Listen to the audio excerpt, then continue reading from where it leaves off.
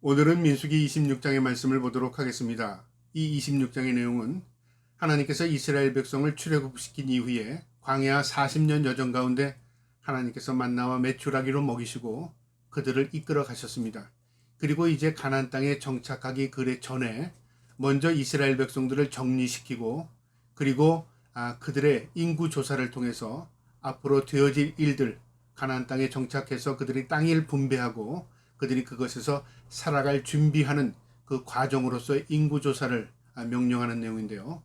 오늘도 이 말씀을 통해서 하나님의 그 신실하심이 이스라엘 백성들을 통해서 어떻게 이루어졌는가를 깨달을 수 있는 저와 여러분 되기를 주님의 이름으로 축복합니다.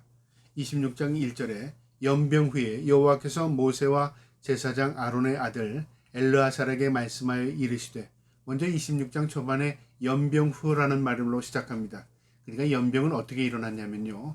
이스라엘 백성들이 이 출애굽 마지막 여정 가운데 이제 가나안 땅에 정착하기 그 전에 그 모압 평지를 통과해야 하는데 모압 왕 발락이 그것을 거부했습니다. 그래서 발람을 통해서 이스라엘 백성들을 저주하려고 했지만 하나님께서 그것을 저주하지 못하게 만들었고요. 결국 그들이 포기하고 돌아갔지만 발람이라는 이 거짓된 선지자가 이 모함 여인들과 함께 우상 숭배하도록 이 이스라엘의 남자들을 꾀입니다. 그리고 그 꾀임에 넘어갔던 이스라엘 백성들이요, 그 일로 인해서 하나님의 징계를 받게 되는데, 이 간음 사건을 통해서 무려 2만 4천 명이라는 이스라엘 백성들이 전염병으로 죽게 됩니다. 그리고 그 일을 통해서 이 제사장의 아들이었던 비느하스가 이 거룩한 분노로 이 일을 막습니다. 그래서 이것을 하나님께서 보시고 이스라엘 백성의 징계를 멈추시는데요. 그 일로 인해서 연병으로 인해서 사람들에게 각인됩니다. 우리가 범죄함으로 하나님께서 우리에게 징계를 내리시고 우리가 우상숭배, 그러니까 잘못된 방향으로 나갈 때 하나님께서 우리를 치시는구나, 그걸 분명히 각인되게 하는 그 사건 이후에 하나님께서 제사장 엘르아살과 그리고 아론에게 명령하신 내용이 바로 인구조사입니다. 2절에요. 이스라엘 자손이 온 회중의 총수를 그들의 조상의 가문을 따라 조사하되 이스라엘 중에 20세 이상으로 능히 전쟁에 나갈 만한 모든 자를 계수하라 하시니, 하나님께서 이제 가나안 땅에 들어가기 전에 전쟁이 있을 것을 미리 준비시키는데요. 20세 이상이라는 건 전주행에 나갈 수 있는 남자의 수입니다. 그 20세 이상을 계수하게 하셔서 이제 군대를 이제 정비하고 조직하게 하는 내용입니다. 그걸 통해서 또 무엇을 깨닫게 되냐면요. 12지파가 얼마나 부강했는가, 얼마나 또 어떤 민족을 쇠퇴했는가, 그걸 보여주면서 그들 민족이 40년 동안 어떻게 하나님 앞에 말씀으로 살았는가를 보여주기도 합니다. 이제 계수에 들어가는데요. 20세 이상의 남자를 계수하는데 5절에 이스라엘의 장자는 르벤이라, 르벤 자손은 한옥에게서 난 한옥의 종족과 발루에게서는 발루의 종족과 쭉 종족의 제사장들, 종족의 지파장들을 중심으로 해서 인구조사가 쭉 들어가는데요. 그 인구조사를 하고 숫자를 기록합니다. 그 숫자가 어떻게 되냐면 10절에 이 땅에 그 입을 벌려서 그 무리와 고라를 삼킴에 그들이 죽었고 당시에 불이 250명을 삼켜 징표가 되게 하였으나 고라의 아들들은 죽지 아니하였더라. 이 고라 자손은 르벤 족속에 속한 자손들인데요. 반역함으로 인해서 하나님 앞에 심판을 받은 족속입니다. 250명이 땅이 갈라져서 그 다 매몰됩니다. 그러나 그 족속 가운데서도요, 하나님의 은혜와 국류를 입었습니다. 가족들이요. 그래서 다 죽지 않았습니다. 이건 무엇을 의미하냐면요, 하나님의 심판이 임하지만 그 가운데서도 하나님의 국률이 있다, 그것을 보여주는 겁니다. 그래서 르벤 이 족속의 인구조사를 하면서 그 내용을 포함시켰고요. 그 다음에 12절에 시몬 족속의 종족들은 이러하니, 쭉 또 지파장들을 중심으로 인구조사한 숫자가 14절에 시몬의 종족이니 계수된 자가 2만 2천 명이요. 2만 2천 명이라는 숫자가 계수가 됐고요. 15절에 갓자손의 종족들은 18절에 4만 5천 명이요. 그 다음에 유다 자손의 종족은 20절에 종족 개수를 쭉 하니까 22절에 7만 5천 명이요. 이 지파 가운데 가장 번성한 지파가 유다 지파입니다. 유다는 넷째 아들이었습니다. 그는 장자가 아니었습니다. 그럼에도 불구하고요, 장자의 역할을 감당했던 자입니다. 그래서 하나님께서 유다 자손을 축복하셨습니다.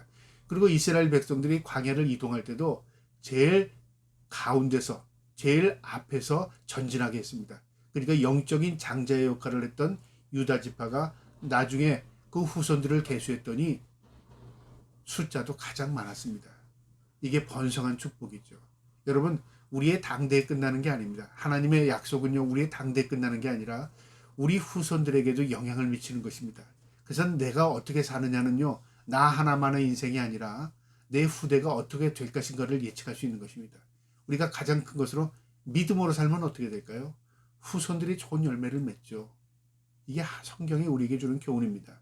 그 다음에 23절에요. 이사갈 종족에 대해서 또 숫자가 25절에는 6만 4천 명이요. 이사갈 족속도 유다 지파와 이사갈 지파와 스볼론 지파가 앞대열했었습니다. 그 지파들이 번성합니다. 스볼론 자손은 27절에 보면 6만 5천이요. 다 6만 7만 이렇게 숫자가 다 많습니다. 번성한 지파였다 그 말이죠. 그러니까 하나님 앞에 우직하게 충성했던 지파들은 다 하나님께서 번성케 하셨습니다. 그 다음에 28절에요. 요셉의 아들들의 종족은 므낫세와 에브라임이요. 요셉에게 두 아들이었었죠. 에브라임과 므낫세. 그런데 축복할 때 이렇게 어긋나게 축복했습니다. 이건 하나님의 섭리였습니다. 그런데 숫자를 보니까요. 므낫세 후손들은 번성했고요.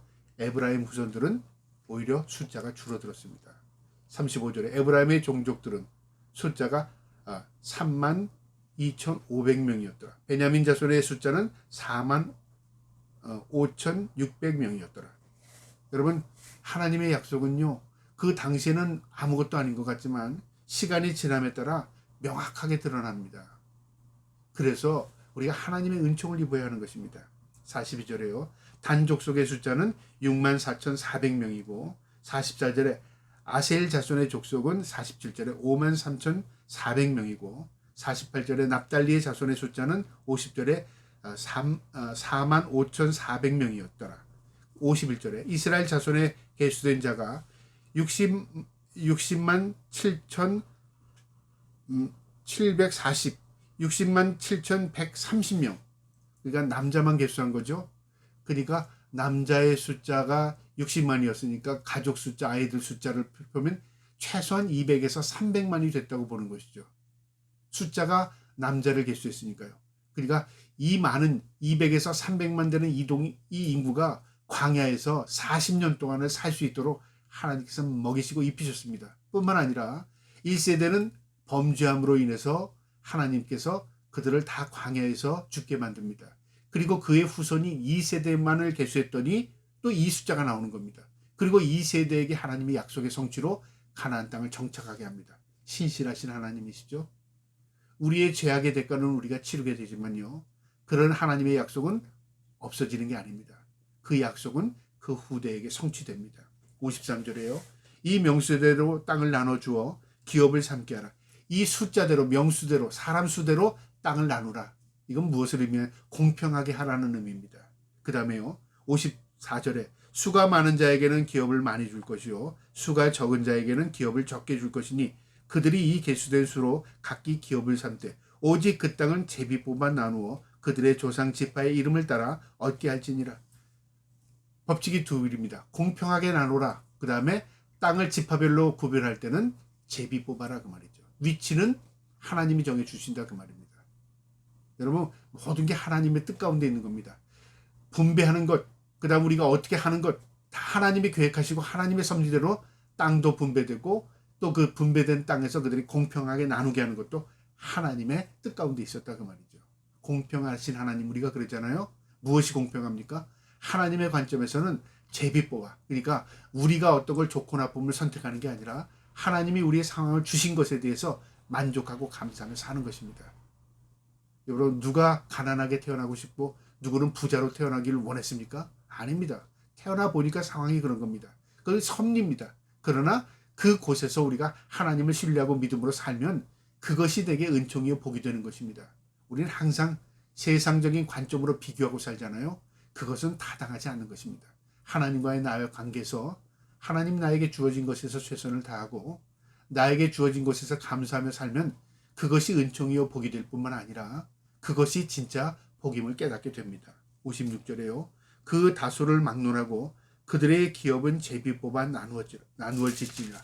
다소 숫자가 중요한 게 아니라 하나님께서 그 지역을 하나님의 방법대로 나누게 하실 것이다. 그러니까 우리는 제비 뽑아서 하나님 앞에 순종하고 그것을 분배해라 그 말이죠. 62절에 1개월 이상으로 계수된 레위인의 모든 남자는 23,000명이었더라. 그들은 이스라엘 자손 중에서 계수에 들지 아니하였으니 이는 이스라엘 자손 중에 그들에게 준 기업이 없었더라. 이 레위 지파는 계수하지 않았습니다.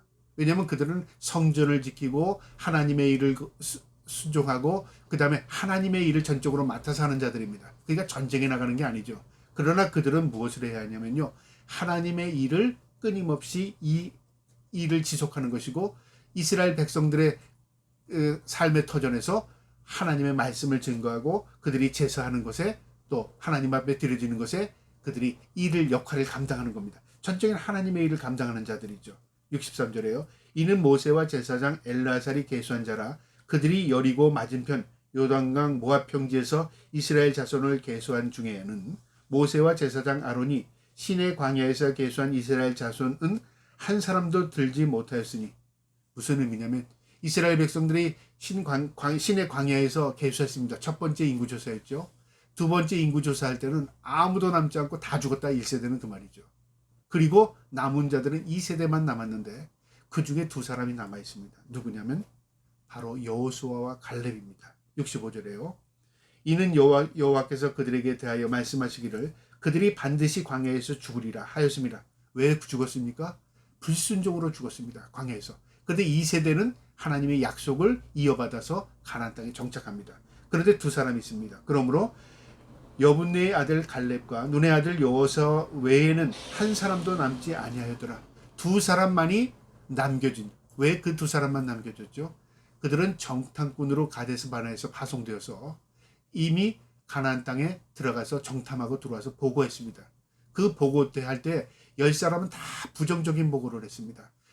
그 땅은 좋기는 좋은데 그 사람들은 기골이 장대하고 그 사람들은 힘이 세고 우리가 그 사람들을 이길 수 없어라는 부정적인 보고를 하죠.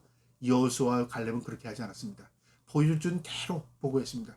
하나님이 우리에게 약속해 주신 그 땅은 풍성한 젖과 꿀이 흐르는 땅이다. 하나님의 약속이 그곳에 있다. 우리가 들어가기만 하면 하나님께서 우리에게 차지해 주실 것이다. 무엇으로 보고했죠? 하나님의 약속을 믿고 그 땅을 바라본 겁니다.